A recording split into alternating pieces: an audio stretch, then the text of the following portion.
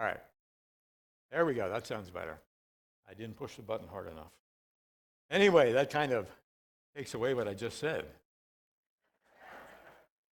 Isn't it incredible that our lives can be evidence of Jesus, the story of Jesus, his life, his resurrection, his power?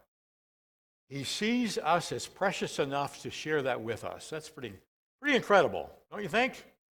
Amen. Amen. I mentioned last week that I wanted to take the opportunity, actually one of the times I'm with you, take the opportunity to share with you about a ministry that I'm involved with. So if the folks back in the sound booth are ready, we want to show some slides here, and I'll do some explaining as to what this is all about.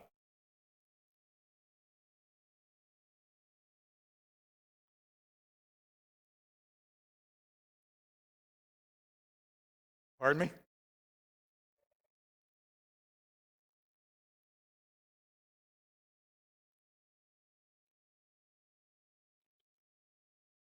He doesn't have the,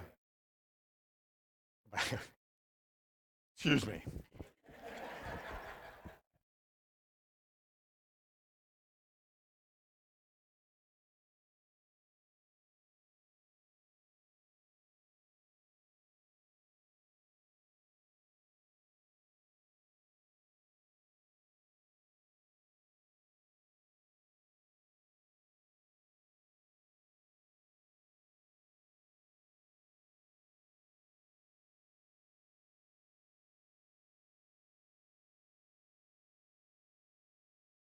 Way technology.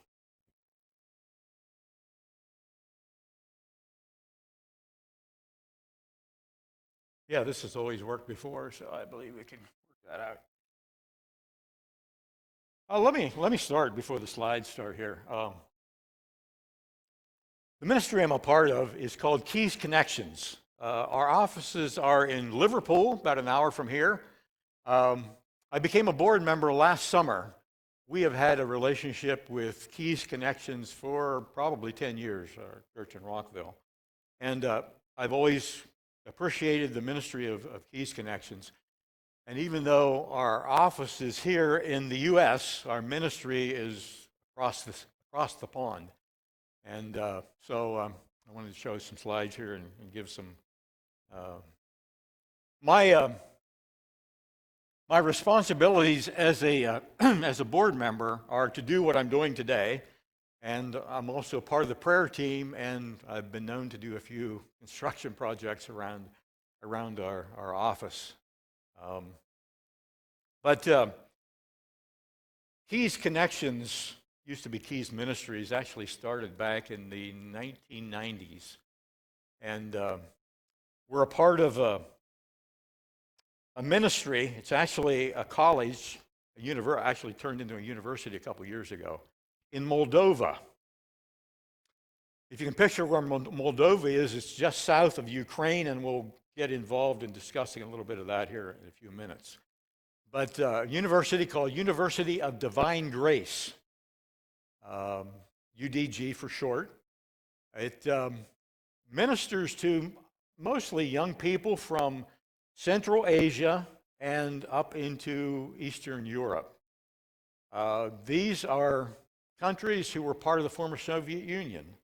And it's interesting that during the time they were part of the Soviet Union, they were deeply Muslim. And I'm not sure how all that fit together because of persecution and so forth. But now that they're not part of the Soviet Union, they're still deeply Muslim and very little Christian influence, very little evangelical Christianity in these nations. I call them the Stan nations. They end with the letters Stan, Uzbekistan, Kyrgyzstan, Tajikistan, and so forth. And so most of the ministry goes there, and it's beginning to expand up into Eastern Europe. As I said, Moldova is just south of the Ukraine. We also have 14 or 15 satellite schools in some of these nations. Now, oftentimes, these schools are very secretive, very undercover, like the persecuted church often has to do. And some of our professors sometimes go into these areas, into these countries, and share there as well. We have about 4 or 5 main areas of study. We have studies in theology, studies in mission, social work, and business. And these are bachelor degrees. And we also have a degree, a master's in counseling as well. We can do this without slides, I guess, if they don't come around. I see a hand back there. I see that hand. Okay, all right. Okay. But again, the whole idea of these courses is for people to go back into these countries and share the good news of the gospel. Again, we're talking about persecuted countries, and so there's really not much expression of that there. It is a very diverse campus. 45 nationalities have been a part of the schooling. About a dozen different countries have been a part of this. I'll need to skip through some of this if we don't have pictures here. There is a story here of one young lady who came to the university. She was, of course, came out of Muslim background. She became a believer, became a Christian. And unusually for Muslims in this area, she wasn't thrown out of the family. So she was able to remain in the family, and she was able then to lead a number of her family to the Lord, which is phenomenal. And so she's part of the university, and she desires to go back to her country of Tajikistan and share the gospel using her training. We also have a summer camp, a Votex type school, where many of the students do their practicums as part of their education. And to just understand a little bit of what the persecution is like over in these nations, there's persecution from the government, imprisonment, fines, sometimes taking of property, that kind of thing. Persecution from the community. Sometimes students are harassed. And of course, the worst kind of the persecution is family, when they throw you out of the family or give you death threats and other kinds of persecution. We do VBSs in a number of different locations. There's also a satellite school in Siberia, if you can believe that. We have been able to make inroads in Russia in the last couple of years. And there's a Uzbekian couple who is doing ministry in Siberia. There's actually a settlement of Uzbekistan people in Siberia, and they're ministering to them as well. What is so interesting about the location of UDG and Keys Ministries in supporting them and their work is the fact that we find ourselves at the cusp, I guess you would say, of what's happening in our world.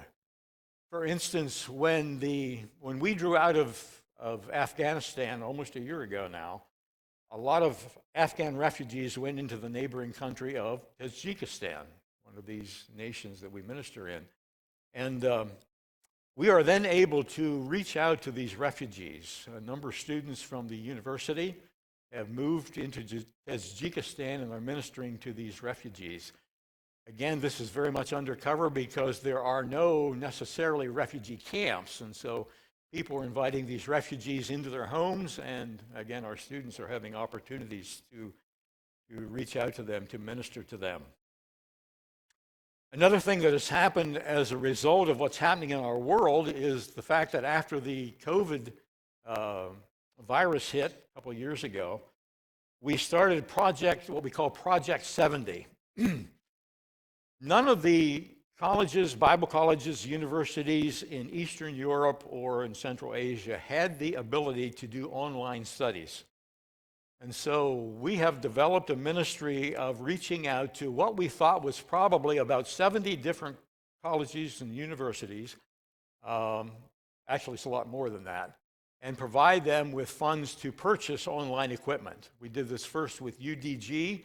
And to date, I think we've been able to help 30-some Bible schools. And this has been tremendous. So they've been able to do things online. They've had some shutdowns like we have, a number of different ones actually. And so we've been able to provide this online equipment so that education could continue. That brings us up to the refugee situation from